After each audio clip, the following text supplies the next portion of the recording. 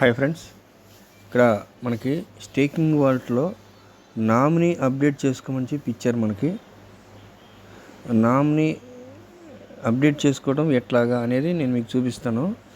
Nominee update చేసుకుంటేనే మనకి కింద ఉన్నటువంటి కమిషన్ కానీ అంతా కూడా మనకి రావడం జరుగుతుంది.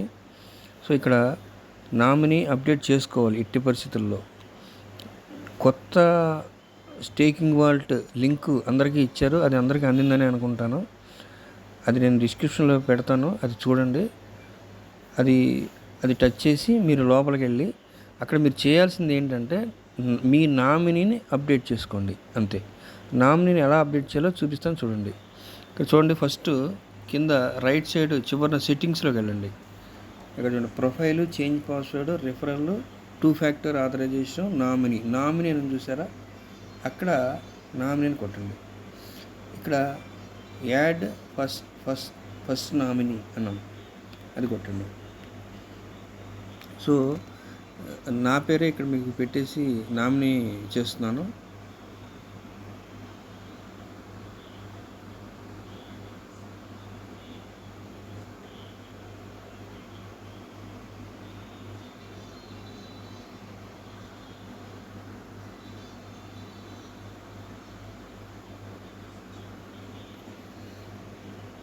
సో ఈమెయిల్ అడ్రస్ ఇవ్వాలి.